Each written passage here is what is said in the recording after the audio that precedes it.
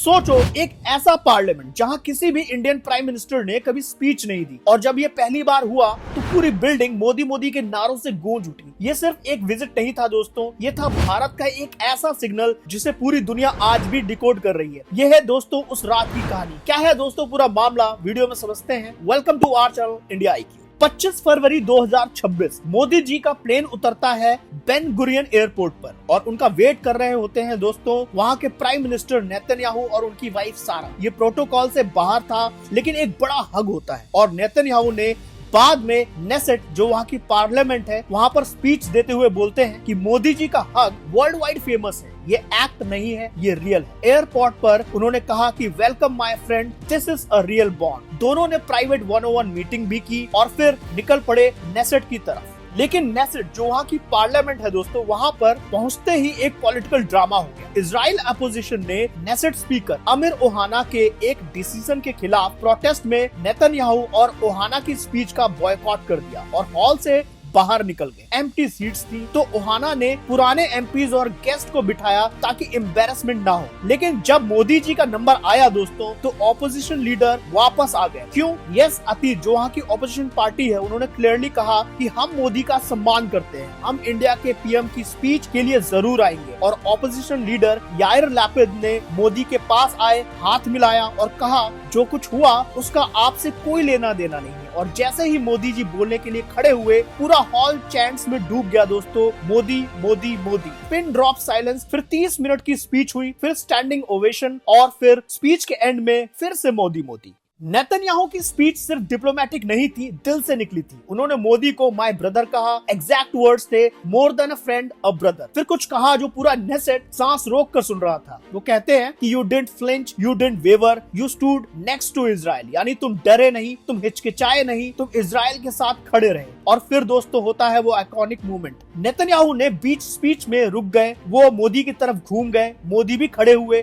दोनों हाथ आगे किए और हुआ एक हिस्टोरिक हैंडशेक। पूरी इजरायली पार्लियामेंट एक साथ खड़ी हो गई मोदी के सम्मान में। हॉल में तालियां बजी, आंखों में आंसू, और ये पल पूरी दुनिया ने देखा। नेतन्याहू ने ये भी रिवील किया कि 7 अक्टूबर के बाद मोदी दुनिया के पहले लीडर थे जिन्होंने कॉल किया था, कहा we will never forget this.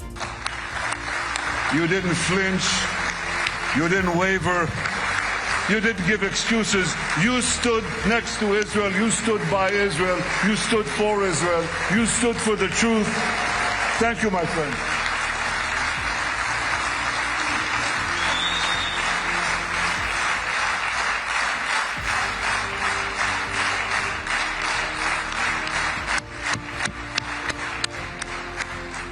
Modi ji ने शालोम और नमस्ते से स्पीच शुरू की, और 7 अक्टूबर पर उन्होंने कहा कि I carry with me the deepest condolences of the people of India for every life lost in the barbaric terrorist attack by Hamas on October 7। यानी मैं अपने साथ लाया हूँ इंडिया के लोगों की गहरी संवेदनाएं हर उस जिंदगी के लिए जो हमास के बारबैरिक टेररिस्ट अटैक में 7 अक्टूबर को खो गई थी। फिर बोला कि no cause can justify the murder of civilians, terror anywhere threatens peace everywhere. यानी कोई भी वजह सिविलियंस के कत्ल की सही नहीं ठहराई जा सकती, कहीं भी आतंकवाद पीस के लिए खतरा है हर जगह। अच्छा, इंडियन इजराइल कनेक्शन को उन्होंने ब्लड और सेक्रीफाइस से जोड़ा, जब उन्होंने एक एग्जांपल दिया वर्ल्ड वॉर 1 में 4000 इंडियन सोल्जर्स ने इजराइल की जमीन पर जाने दी थी। स्पीच के एंड में मोदी ने हिब्रू में कहा आम इजराइल खाए, मतलब पीपल ऑफ इजराइल लिव, और फिर जय हिंद, और हॉल में गूंजा मोदी मोदी। स्पीच के बाद नेसेट स्पीकर ने मोदी को पहनाया brand new medal of the Knesset. पहले कभी भी किसी को ये नहीं दिया गया था दोस्तों।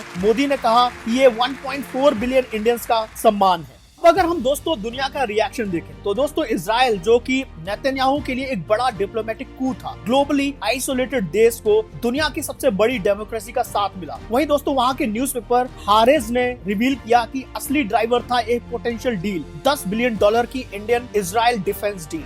वहीं दोस्तों यहाँ इंडिया में ऑपोजिशन ने इसका विरोध किया। इंडिया में लेफ्ट पार्टीज और कांग्रेस ने कंडेम किया। CPI-ML ने डिस्ग्रेसफुल एक्ट ऑफ कॉम्प्लिसिटी कहा। वहीं पैलेस्टीनियन सॉलिडरिटी ग्रुप्स ने इंडियन सिटीज में प्रोटेस्ट किया। BBC ने भी दोस्तों यहाँ पर नोट किया कि मोदी गाजा पर बिल्कुल चुप रहे और सिर्फ ट्रम्प के UN endorsed Gaza piece initiative का समर्थन किया, एक बैलेंसिंग एक्ट। वहीं इंडिया ने एक हफ्ते पहले 100 से ज्यादा कंट्रीज के साथ वेस्ट बैंक एक्सपेंशन के खिलाफ UN स्टेटमेंट साइन किया था दोस्तों, और मोदी ने स्पीच में गाजा सीज फायर इनिशिएटिव का सपोर्ट भी किया। इंडिया का मैसेज है कि स्ट्रैटेजिक पार्टनरशिप अलग और ह्यूमैनिटेरियन स्टैंड अलग। दोस्तों, मोदी के नारे, मोदी जी को दोस्त से बढ़कर भाई बोला गया और एक हिस्टोरिक नेसेट स्पीच और एक ब्रांड न्यू मेडल। दोस्तों, मोदी जी ने दुनिया को दिखा दिया कि भारत अपनी शर्तें खुद लिखता है। आपको याद होना चाहिए दोस्तों, जब मोदी जी पैलेस्टीन गए थे वहां पर भी उनको मेडल से सम्मानित किया गया था। अगर आपको ये वीडियो पसंद आया हो तो वीडियो को लाइक करें, चैनल को सब्सक्राइब करें। दोस्तों, कमेंट में बताइए क्या मोदी जी का इजराइल विजिट इंडिया के लिए सही है। मिलते हैं किसी ऐसे ही अपडेट के साथ नेक्स्ट वीडियो में, तब तक के लिए जय हिंद।